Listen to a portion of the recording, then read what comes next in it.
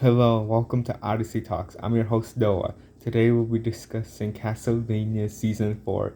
This is the live, unedited, uncut version. So let's jump right in. First off, I'd like to explain that Castlevania as a series is not an anime, even though based off Japanese video games. This is a completely Western adult animation. There's a lot of misunderstanding that Castlevania is an anime, but it is not. Adult animation from the West. And season 4 is the final season for Castlevania. This will be a full spoiler reveal. So if you haven't seen season 4 yet, click away and then come back later. Alright, first off, I'll start off with what I thought about the main characters this season. So we got our main character, Trevor Belmont, and like every season before, he had next to zero character development. There's maybe a little bit of character development at the end of episode 9 going into episode 10, but otherwise he basically did the exact same thing he always did. There was nothing new with his character at all this season. This season, he did seem a little bit weaker in comparison to previous seasons. He didn't seem as strong. He was less durable. Seemed like he was getting older and more frail. But yeah, Trevor Belmont was basically exactly the same as every other season. Just not giving a care and just killing night creatures and vampires. Now with Cypher, I feel like this season we did see some changes with her character. For the first part, she did seem more like Trevor now, more swearing and just kind of out of it. She was losing her way, and she realized that in one episode near the middle of the season. And then she decided to start helping the village that they were at. But yeah, at the end of, I think Cypher had some good scenes in the final episode, episode 10. And I think it brought her character to a close. It was a good ending for her. And then with Alucard, I felt like season 3 was a complete waste for his character. Just a complete waste. And season 4 just kind of picked up where season 2 left off for his character. Because sure, he was acting a little bit more like Trevor as well in the beginning of the season, but then he kind of grew out of that. But in season 3, it kind of seemed to set it up that maybe he was going down a darker path, that he just wanted to be left alone, and maybe he was kind of more like his father, Dracula. But season 4 is like, nope, he's the hero. He's the hero like in season 2. So I felt that in season 3, they just completely wasted his character, doing nothing with him. In my opinion, season 3 is the worst season of all Castlevania, where literally nothing happens. And now going on to some of the other characters from this season, Carmilla, I feel like her character is completely wasted. She had literally a few scenes only in 2 episodes, I think. And one episode was just to show that she had gone mad and she wanted to conquer the world, while the other episode, Isaac killed her. So it's just like, wow, they completely wasted Carmilla. I feel like her character didn't have anything special that she did besides going mad and getting killed. That's literally, you could sum Carmilla's character up in that one sentence this season. And with Isaac himself, I feel like his character is just going through several mood changes. At the end of season 3, during season 3, he had shifted mood and philosophy around. So I feel like for season 3, Isaac was literally the only character something good came out of. But in season 4, it's just does it exactly pick up with his mood and philosophy at the end of season 3? He keeps on changing what he wants to do. In one moment he wants peace, next moment he wants conquest. And so it's just like, make up your mind, dude. What do you want to do for your life? What do you want to do for all your power? And he settles on that peace after conquest. And they don't show Isaac after he kills Carmilla. Because apparently it's implied as a joke, but it might not be, that he became king of that land. King Isaac. So we have a good ending for Isaac's character, I believe.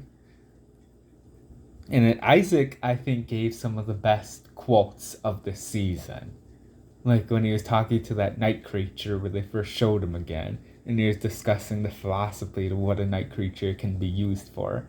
And the night creature is saying how they were always used to kill. Why isn't he making them kill? Night creatures feed on meat and blood of humans. And Isaac tells the night creature that it's just a tool, and like a hammer, he'll use it however he wants. If he wants to use it to crush somebody's skull in, or if he wants to use it to build a house, Isaac will use it however he wants. So I think we got some of the best quotes and some of the best philosophy this season from Isaac. Meanwhile, Hector, I don't see why he didn't try to escape sooner. Because when the slave ring was put on him, all he had to do was literally chop his finger off, which he did when Isaac showed up. He asked for Isaac's knife, chopped his finger off, so he was free again. But the whole thing with Hector's character is, I just don't think he knew what he wanted to do this season. He wanted to help bring Dracula back, so he's part of the Dracula resurrection plan. And then he just wanted to live a peaceful life. And he also wanted to write a book at the end. He decided that that's what he'll do. Write a book on what happened so that their mistakes will not be repeated again. But Hector, like the whole thing of his character arc in season 3 is a complete waste too. It could be summed up with literally one episode, 5 minutes. But yeah, I just don't see why Hector didn't escape sooner. I know he didn't have his traps all laid out, and he did have his escape route all planned out, but it doesn't mean he could have just run for it. Like when Isaac showed up, he was fully prepared to die. He thought Isaac was going to kill him. So, if he thought Isaac was going to kill him and he was afraid to die, then how come he just didn't try to escape a long time ago? That would have seriously ruined Carmilla's plans if he did. So I feel like Hector is just wasting time doing nothing this season, basically. And at the end, he decided to do nothing with the rest of his life but write a book. Which I'm not saying that's a bad thing, but his whole character, ever since being introduced in season 2, hasn't really done much for anybody. He's been reacting, not in control of his own actions. Now that he's finally in control of his own actions, he decides he wants to write a book. And then with the vampires of this season, such as Varney, who was later revealed to be death itself, that was just the worst reveal of all time.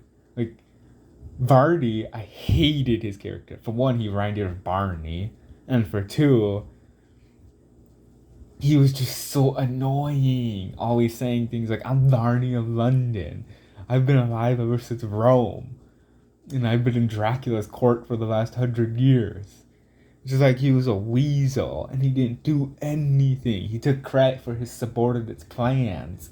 I'm surprised his subordinate didn't kill him. I thought they were going to kill him that one scene when they were arguing with him. They telling him he was useless. But Varney, he was just so annoying. Like every time he'd say, I'm Varney of London, everybody, his subordinate would just be like, oh, shut up. It's just like, yeah, man, we get it the first time. It's just so annoying every time you say it. And then he was acted so stupid too, such as when he met Saint Germain and he started to ask him for an intelligent word to describe himself. I was like, come on, man, you ain't the brightest guy around. You ain't the toughest guy around.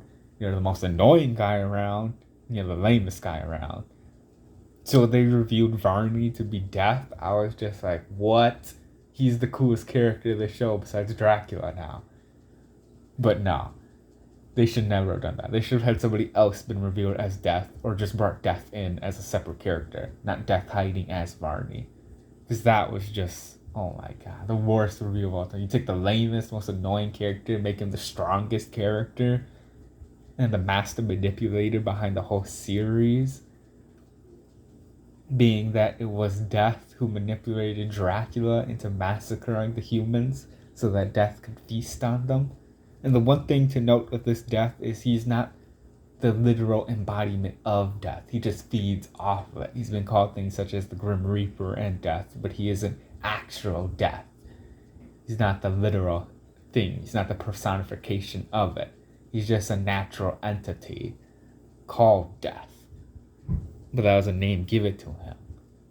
As Death said, he's been alive ever since life has been alive, always there to feast on the last breath of every living creature. And that's his substance. He's like a death vampire in that kind of sense. Now, I didn't know about Death from the video games, because for those who don't know, Castlevania is based off the video games from Japan. But I didn't know that about Death in the video games. So I had no idea how he should be like, or what his powers would be, or how strong he would be.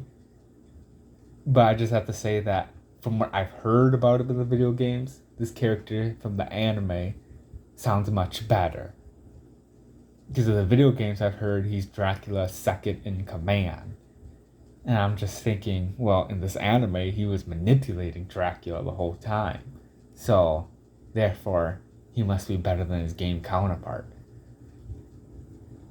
In that final battle with Death and Trevor Belmont was a great fight. I like what Death said to Trevor. A lot of it was just some good quotes, I think. And his appearance was actually kind of scary looking.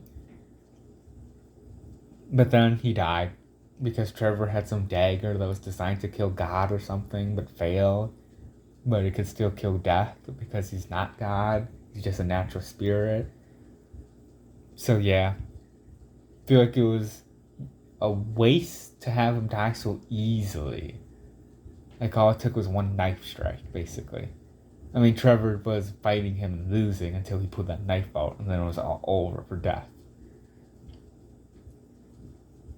And the other thing about Death is that he had been saying how he manipulated Saint Germain into doing all this stuff. And I was just thinking, well, how did he manipulate him into doing that? Like, was he the alchemist that Saint Germain met? Was he disguised as that? Because we know he could shapeshift. We know that much. But, like, he's been saying, I've been with you for a while now. I was like, I want some more context on that. Did he manipulate Saint Germain into killing the first guy he killed? Or was that kill an accident, and ever since then, Death has been by his side? I just wish they gave us more context on what was actually happening there with those two characters. And is Death as powerful as a god? Because when Saint Germain was opening the portal to the infinite corridor,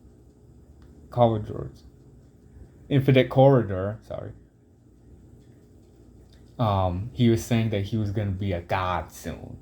And Death was still enough to scare even him. A man who proclaimed mere moments ago that his power was the equal to that of a god soon. And Death was still scary to him. I like how they foreshadowed Death, though, in the first episode, when they had that montage of wizards and vampires who were trying to bring Dracula back to life.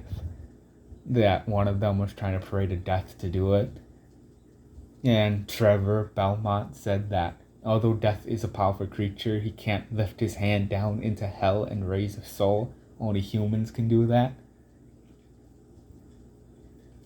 So I like how they foreshadowed him like that. Ever since that first episode, I knew, oh yeah, Death's gonna appear this season. It's gonna be great. But still, the reveal that he was Varney was just horrible. Oh my god, that guy was so annoying. Like I thought his minions were gonna kill him for sure. I guess the only reason they didn't kill him was because he was Death and he was actually manipulating them without them realizing it. I mean, now that I think about some of the things he said to that Russian like vampire, sorry, I don't remember his name. It wasn't that memorable to me. I'll look it up in a few moments when I get to his character, since he is listed among the main cast. Was that when he was talking to that guy, he was telling him how he's probably edging him on to kill.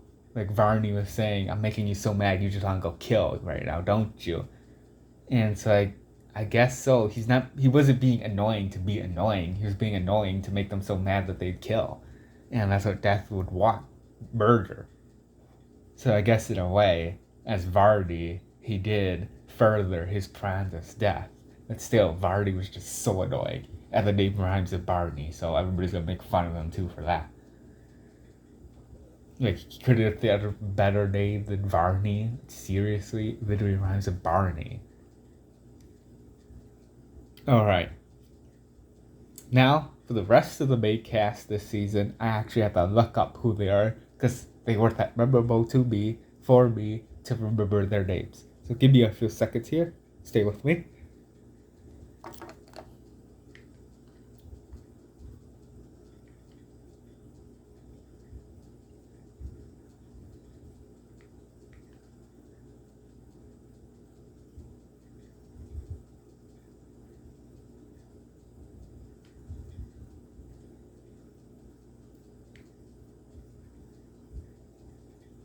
Okay, we got Greta of Dynasty, that little village that was attacked. I'm probably pronouncing that wrong, I apologize. Dynasty. Sorry, I can't get it right. So I thought her character actually complemented Alucard's character pretty well. It is clear that they were going to be a love interest, and that, yeah, it kind of reminded me of Dracula in his life, Lisa. Like, that's who she reminded me of. That's what their relationship kind of reminded me of. So I was really hoping she didn't die, and I was actually glad she didn't die. So like, yeah, now she and Alucard could maybe get together. And I like that ending when she was convincing Alucard to let her people stay there, and she made him think it was his idea. And it's like that argument they got, it was like a couple's argument. It wasn't like a couple's argument where he's yelling, you cheated on me, no, you cheated on me. It wasn't that kind of couple's argument. It's like that, like an old married couple arguing. So I was like, yeah, those two deserve to be together. She was actually a pretty good leader to her people as well. Like, she knew to go get Alucard's help, even though he had put people's bodies on stakes in front of his castle. And he stalked the woods like a creeper. But yeah, I liked her character, actually. I didn't have any problems with her character. It's just, with her character as well, there wasn't really, besides her and Alucard, I didn't see really that much benefit to her character on the show. She's just a great compliment to his character, like the perfect compliment to Alucard's character. Alright, let's move on to the next.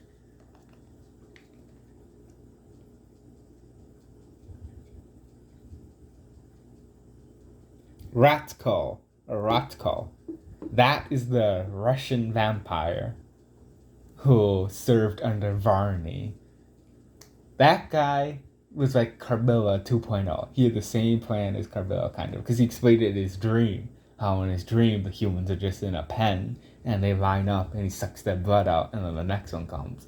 That's his dream. And that was kind of Carmilla's plan in the beginning, how she wanted to make the whole planet into a human pen so that she and her sisters could feast on the humans for all eternity. So that's what Ratko reminded me of. He just reminded me of a Carmilla 2.0. And I think if Trevor hadn't been so injured when he and Ratko were fighting, Trevor would have killed him much easier. He would have killed him much easier. And I mean, like, when he did finally defeat Ratko, I was like, dude, you could have put out that move from the beginning of the fight. Why'd you wait to the end of the fight to pull it out? It's not like that move you used against him was extremely difficult to use. It was a simple technique. And I was just like, yeah, probably just wanted him to have a good fight scene before he died. Because his character kind of did nothing but tell Varney off. That was fun. That was some of the stuff he said to Varney was actually pretty funny. But yeah, he was just like a basically Carmilla 2.0. It's like I didn't see that much use to his character. He died pretty fast. I mean, when he actually had a fight scene, because the majority of the season he and Varney was just talking.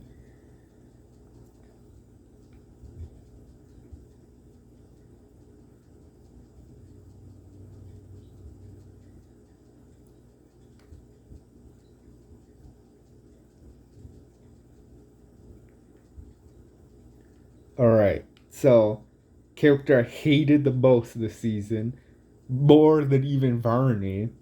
At least he was cool because he was a vampire and he'd been alive for a long time. Was Zamfir, Zamafire?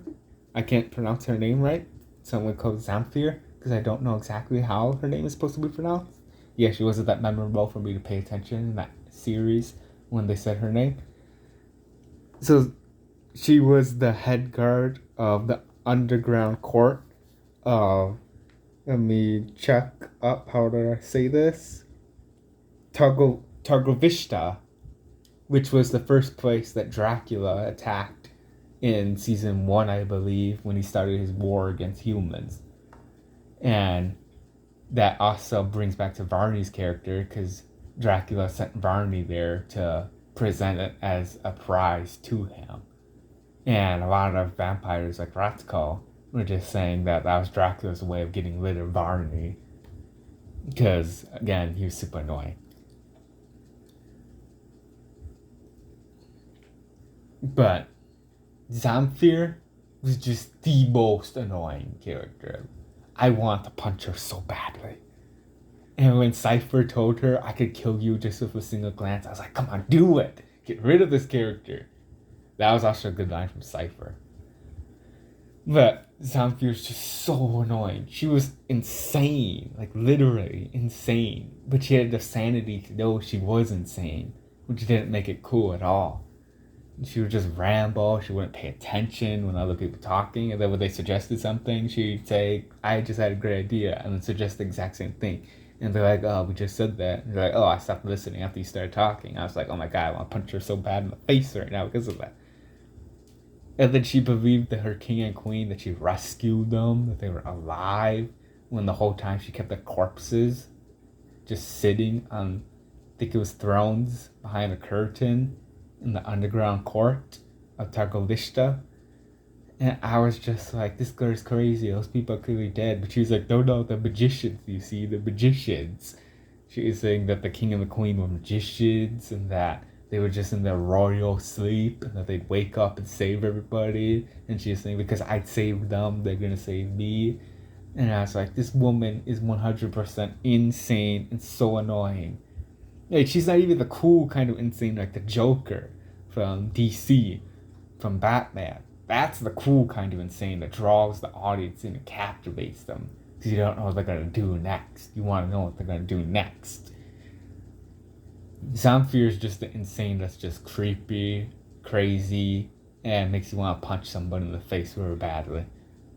She's that annoying. Like, oh my God. So I was kind of glad when her character died. I thought it would happen sooner. She died actually defending somebody from Ratko, I think, or another vampire. I was paying attention, but it's been 2 days. And again, her character's not that memorable. So I don't want to remember how she died that much. But yeah, so I was kind of glad when she died. At least I was thinking when she died, she did the right thing. I mean, I think she should have swooped down and grabbed the kid and ran. But she died protecting a kid. So at least she did the right thing when she died. That was her redeemable quality. Otherwise, I hated her character so much. She was just so annoying. And she was crazy. Thinking the king and the queen were magicians in a royal sleep and they'd wake up, they were dead. Those bodies needed a priest to do some prayer or something. And then what they suggested, that like, we need a priest here. She's like, no, that's impossible. We killed all the priests because for that very reason. It's just like, what the crazy woman? Just killed all your priests just so they can't give the king and the queen a proper burial. That's just insane. And her justification was that the clergymen were onto the fact that the king and the queen were magicians, that they always suspected them as magicians, and they would be called heretics then if it was found out. And I was like, no, pretty sure your priest, your clergymen did not think your king and queen were magicians. Pretty sure you were the only one who thought that.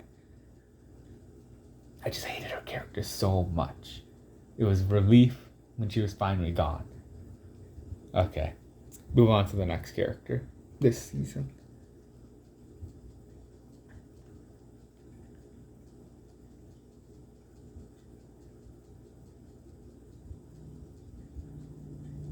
Who is Dragon? Because he's listed on the main cast. I'm actually going to look this guy up now. Look a picture of him up. Because I have no idea who Dragon is. So he's a vampire who wants to resurrect Dracula. Like, there was a few of those. Not Varney and Ratko were the only big ones. So who is Dragon? Actually, I'll look this guy up now to find out see a picture of him. So give me a moment to do that.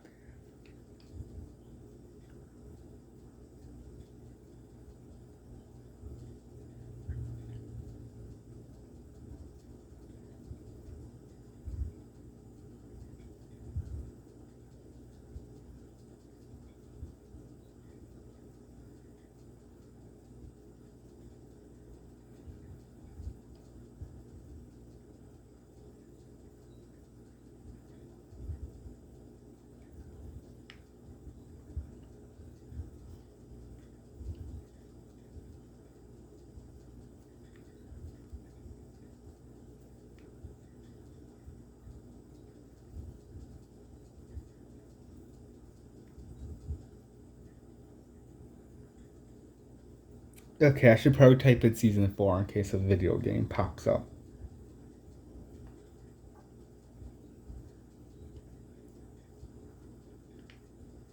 Oh, that's who he was. Yeah, I didn't even see when he died. Did he die? Like, I have no idea. He was helping Saint Germain out with his plan. I'll get to Saint Germain after this guy. But this guy was just... I only remember him from that one scene when he and Saint Germain were talking. I'm pretty sure he was a servant of Varney as well. No idea how this guy died. I did not see him die. Pretty sure he died. Like, there were a few fight scenes that were just going by and I was just watching them, but not really... I was, like, not in there at the moment. So I'm pretty sure Dragon died. Dragon. Like dragon, just with an A instead of an O. But yeah, not memorable at all. Only really scene I remember them is with him and Saint Germain were talking. He was saying, why don't I just kill you and execute your plan without you? And Saint Germain's like, oh, it's because you can't do it without me. But feel free to kill me afterwards. And they really growled at him. Saint Germain just slapped him in the face. I was like, oh my god, that guy got guts. He's like, stop doing that. You sound like a cow. You sound like a farting cow. I was just like, that was actually a good scene. But yeah, his character's totally not memorable at all. Totally. Literally the only thing. I don't even know why he's listed among the main cast. I don't even remember hearing him talk once. Okay, on to Saint Germain, first introduced in season 3 of the show. They've spelled Saint Germain, so, but I've always heard it in the series pronounced Saint Germain, but it might be like something like Sant, with a T at the end, like that. But I'm hearing Saint Germain, so I'm going to call him Saint Germain, but it might be Saint Germain. But I'm 100% sure it's not pronounced the way it's spelled, Saint Germain. Full name Count Saint Germain. He's a count. But yeah, he was introduced in season 3. I thought he was a pretty good character from season 3. And then season 4 came, and literally, you don't have to watch season 3 to know anything about him. Because everything in season 3 is not even talked about. Everything with him in season 3 is not even talked about in season 4 at all. He's just like doing his own thing now. I mean, he's doing the same thing as before, but he makes no reference to anything he previously did in season 3. Maybe just a little. And everything about his character, like all the elements of his character, his purpose for being on the show, what he wants, his connections, they're all reintroduced when he's reintroduced. So it's not like you have to watch season 3 to know anything about this guy. And I thought that was just a complete waste of a season then. So at least I was giving season 3 the credit of introducing Saint Germain. But now season 4 did it even better than season 3 did. Like, he did know Trevor and Cypher, but then when they met up again this season, they made no reference to what they... Like, Alucard said, a madman, and they're like, who's the madman? Saint Germain. And Cypher and Trevor gave a look of surprise, but they didn't mention, we know that guy, or he was our friend before. They didn't say anything like that. And then when they did meet Saint Germain, they never said anything like that to him either. So it's like their connection is totally ignored this season. So therefore, with his character, yeah, season 3 was just a complete waste of time. Don't even watch season 3 if you're binge watching the show for the first time. Just do season 2 and skip to season 4. Alright? Don't even watch season 1 either. It's only 4 episodes. You're not missing much. But yeah, Saint Germain wants to find this woman he's in love with. He doesn't really give any context to the relationship. Are they married? Are they not? At the very end, he does mention how far they have gone in their relationship. So I guess they were really close. But it kind of made me feel like she didn't like him that much, because every time he went looking for her in the infinite corridor, he couldn't find her. He'd always find the last place she was at.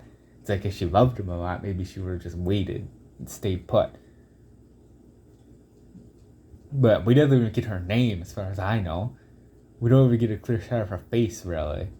But like side of the head, back of the head kind of stuff. And we never hear her voice. We already know what he tells us about her, and he's obviously biased.